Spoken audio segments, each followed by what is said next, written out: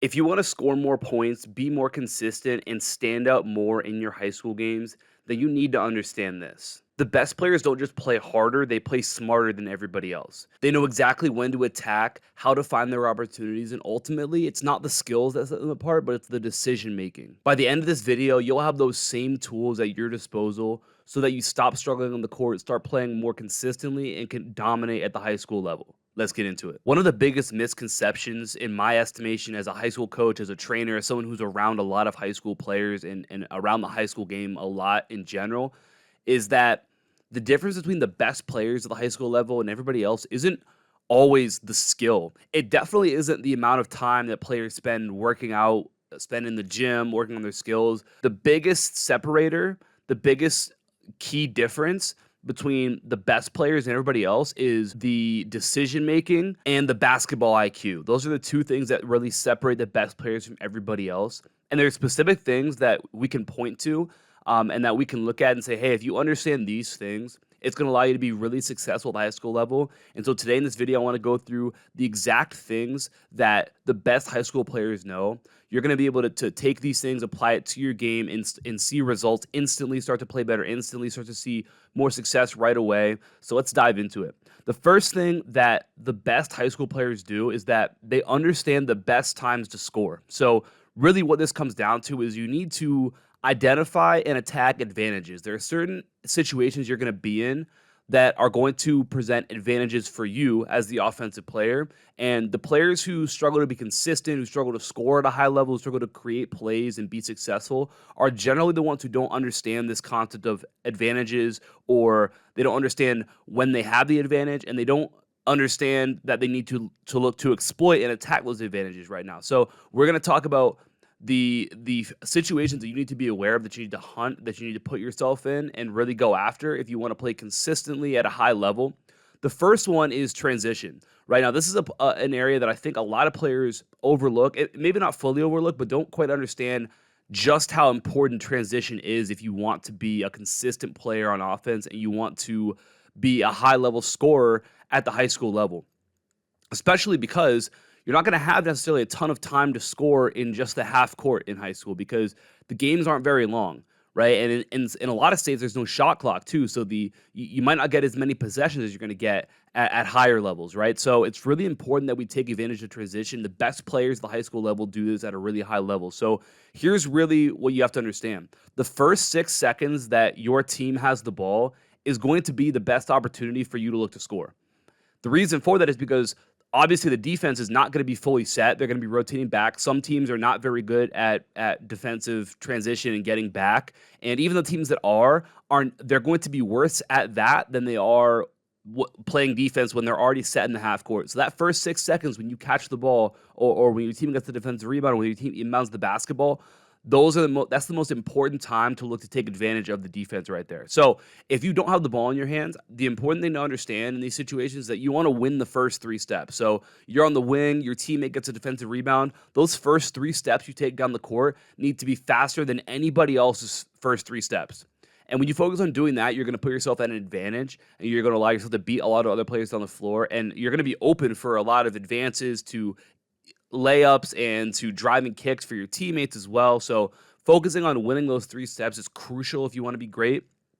And then we talk about if you're the one who has the basketball, well, the first thing we want to do is make sure that we get eyes down the floor within one dribble, right? So you catch the ball on a defensive rebound or on an inbounds, you get one dribble to start to go, your eyes have got to be up and seeing what you have as an advance, right? Now, when we talk about advanced passes, the first thought is going to be, can I advance the ball directly up the floor? So if I'm on the right wing, can I advance it up on the right sideline? Okay, that's going to be our first look right there. If we can't do that, because that's the simplest advance pass to make, can I advance the ball across the floor, so over to the left side of the floor, which will force the defense to have to shift sides of the floor, which is probably going to give your teammates some more opportunities to look to do something, or at least when you get up the floor, now the defense is going to have to shift back to you if the ball gets passed back to you. So that's a really important situation to understand, is that if we can advance that basketball up the floor, we're going to do that. If not, we're going to go across with it. If you can do neither of those things, then it's probably you who wants to be the one to go and attack. And I think the best way to think about what your mindset should be in transition is the acronym GUS. I heard this from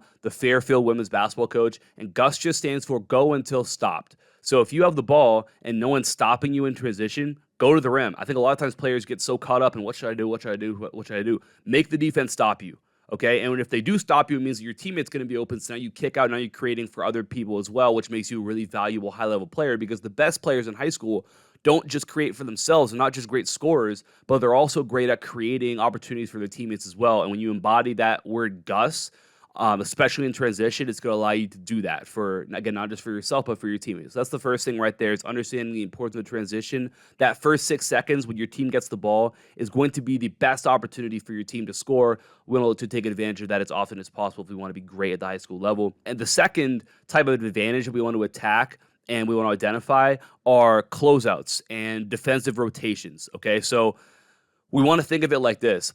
When a defender is standing still, they're in the best position possible to play defense, right? A defender who's completely set, not rotating, not moving, not closing out, that's when they're at their best. And so we want to identify opportunities when they're moving in some way. Either they're moving towards you because the ball got passed to you and they're closing out to take away the shot. We want to attack that because it's really hard to go and take away the shot and stop a drive if you look to exploit that movement coming towards you. But also, we want to think about taking advantage of defensive rotations too. So not just when you get the ball in a closeout, but we can think about, when the defense is rotating. A lot of times if we attack, the help defense won't be rotated yet. So the paint might be wide open on your drives because the help's not there yet.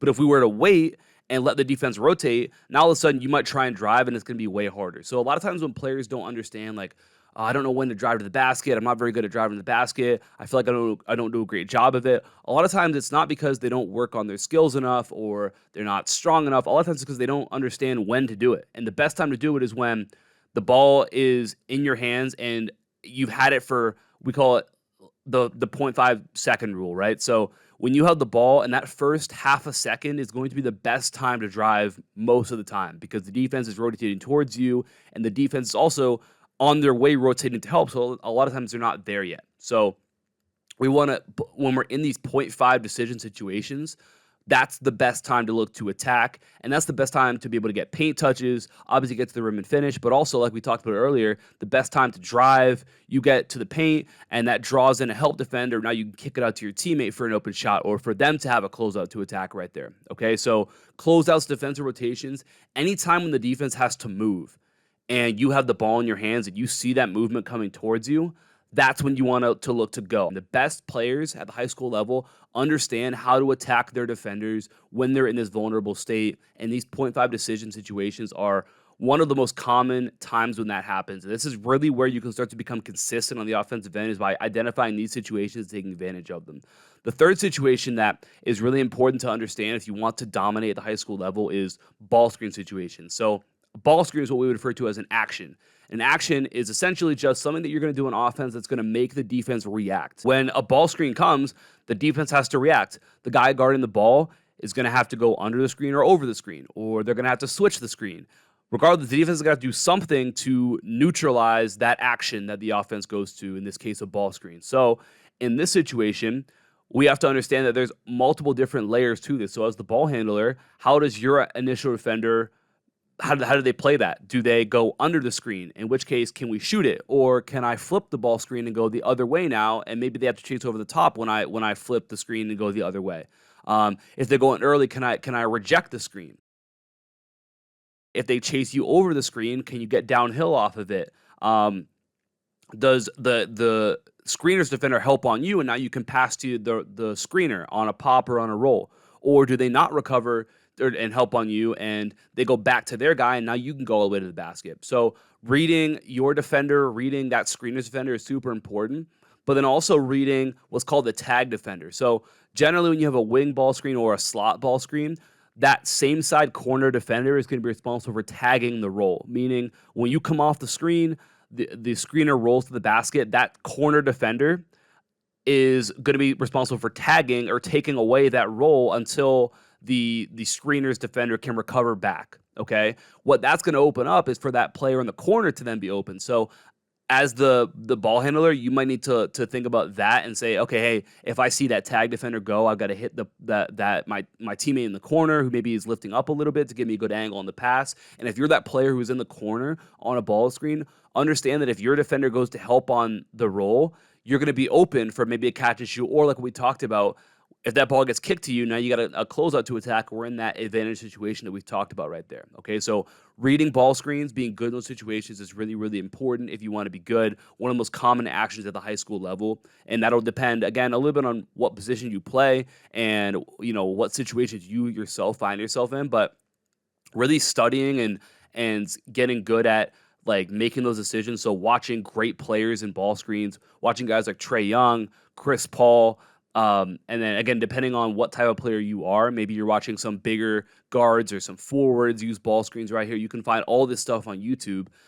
Going through and just watching them and okay, why did they make that decision? What worked? What didn't work for them? And then if you have access to watching your own film, I think it's also really important to see, all right, what did I do in that situation? What did I miss? What should I look to do next time?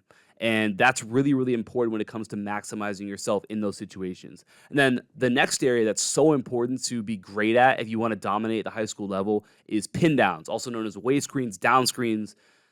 This is maybe the most common action. This and ball screens are really the two most common actions that you're going to use at any level, but especially at the high school level. So really what this comes down to is making the right read depending on how your defender tries to guard this. Again, this is another action, and we're going to force the defense to do something. They have to guard that action a certain way, and the way that they guard it is going to determine what sort of advantage we can potentially gain from that right there. So the first thing is that if they chase you over, right? Let's say a down screen comes for you, they chase you over. We're thinking about tight curling it because they're trailing behind you. And a lot of times you're going to have an open lane to go to the basket if you tight curl when they chase you over, right? So that's that first read. And then if they go under, we're thinking about flaring out to the perimeter. If they get caught under there, then you might have an open shot. Or like we talked about, what that might create is a closeout for you to be able to attack. Okay, so that's that second read. They go under, we're thinking about flaring out to the perimeter. Then that third read is if they overplay it, right, or they anticipate it early, we're thinking about going backdoor. And this is a read that a lot of players miss because they just go through the motions with pin downs. They just say, okay, well, screen coming, I'm just going to go fill up to the wing, and they don't actually use it with any sort of purpose. Because of that, they don't gain any sort of advantages from this. But when the defense starts to overplay it and anticipate and say, oh, well, they've done this last 2 times, so they're probably going to do it again, just going with the backdoor cut a lot of times is going to give you opportunities to score easy buckets just by catching the defense off guard right there when they overplay.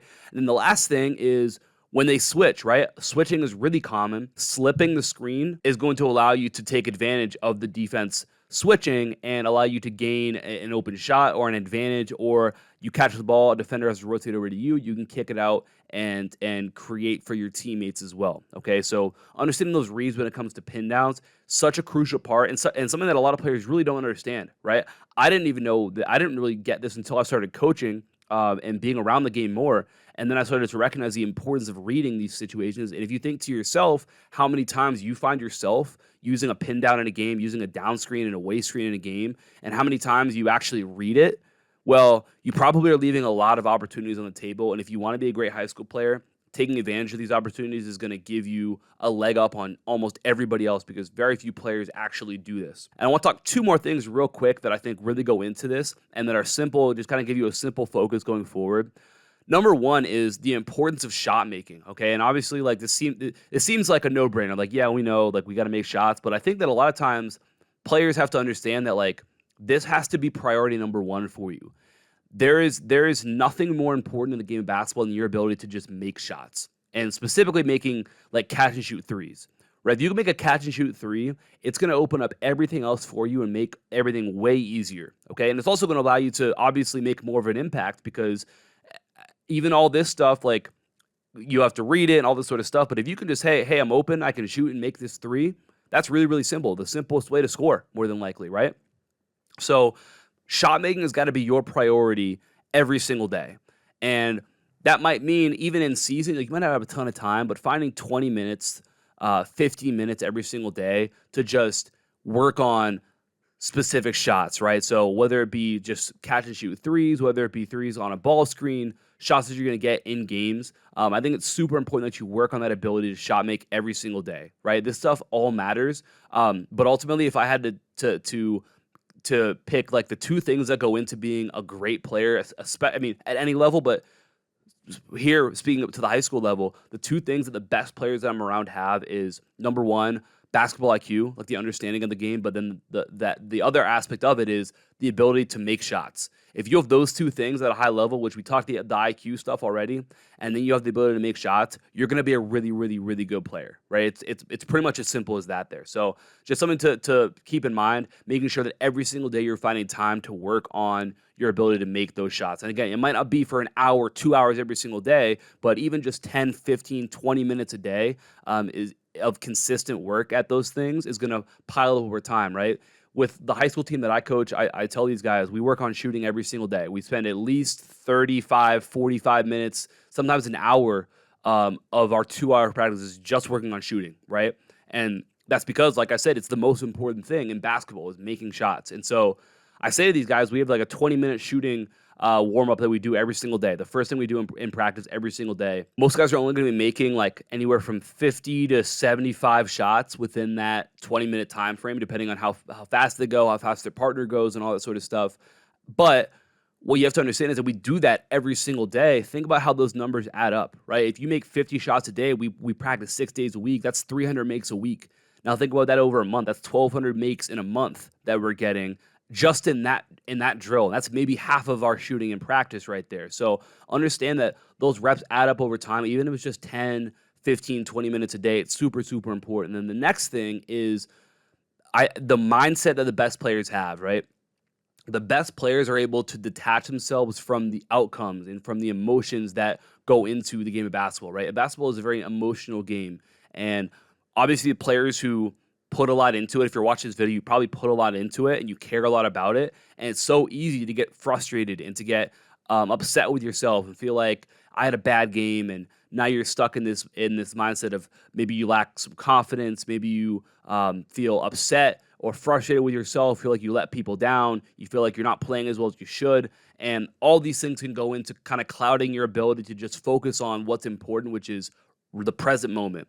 I tell my players that I work with and the players that I coach, the biggest superpower that you can have is the ability to live in the present moment, meaning you forget about what happened in the past, you forget about the shot you just missed or what happened 3 possessions ago or that you shot bad in the game yesterday. You're able to not think about that. You're able to not think about the future, which is, oh, am I going to miss my next shot? Well, what if I don't shoot well today? Or like, what is coach going to think? What are my teammates going to think? What are the fans going to think? Your ability to not think about that and just think about, what am I doing right now? Being where my feet are, giving my best effort on this possession and this drill and this practice and this game. The more that you can do that, the better you're going to be. And a lot of players should be a lot better, but they get so caught up in what's already happened, or they get so fearful about a mistake that they might make or a shot that they might miss that they lose some of their ability to focus on being great in the present moment. Because of that, they never play as well as they should, and they're horribly inconsistent when it comes to their results. Now, the best ways to do this are by having like a mantra that brings you back into the present moment. So being able to say to yourself, okay, hey, next play, or hey, like, we're good. I got the next one. The next shot's going in. The next drive, I'm going to get to the basket and finish it. Or this is going to be my game. This is going to be my quarter. Okay, we've got it. Like being able to say that stuff to yourself, to just be able to turn your focus to giving your best effort right now.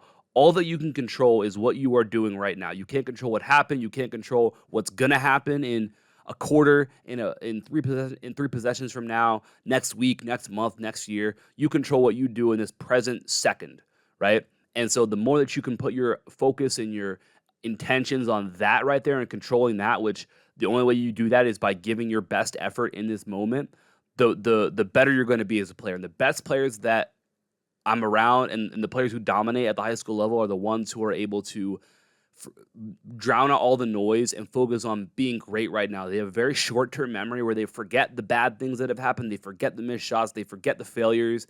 And they're not scared of the moment. They're not scared of what happens if I miss. They're not scared of this. They just worry about giving my best right now. And when you do that, It doesn't mean you're always going to be successful, but it's going to put you in the best position to be successful because all of your focus is on being the best you can be right now. And that's where you want to be if you want to be consistently successful right there. So if you do these things, you follow this blueprint, that's going to give you a chance to be a really, really good high school player, dominate the high school level as you continue to get better at these things. Like I mentioned, basketball IQ and shot making. The most important things, when you have those things, it allows you to dominate at this level. And really, it makes it much more simple than I think a lot of players kind of hype it up to be, right? It's really those two things right there. So obviously, there's a lot that goes into basketball IQ. If you guys want to dive even deeper, so obviously, there's a lot that goes into basketball IQ. If you want to dive even deeper into that, I have a free hour-long basketball IQ masterclass where we go through some things that are going to help you to score more points, create more plays for your team, and overall just play with way more confidence, play with way more success, and will really, in a lot of ways, change the way that you even view the game of basketball, the way that you play the game of basketball. That's completely free. Top link in the description down below. Like I mentioned, hour long. So much great feedback on it, and I really think that it's something that's going to help you to not even necessarily down the line, but literally right now, make changes that are going to help you to score 6 to 8 more points per game right now, just by going through this stuff and implementing the stuff that we talk about in this masterclass. Completely free. Top link in the description down below. I appreciate you for watching. Talk soon. Peace.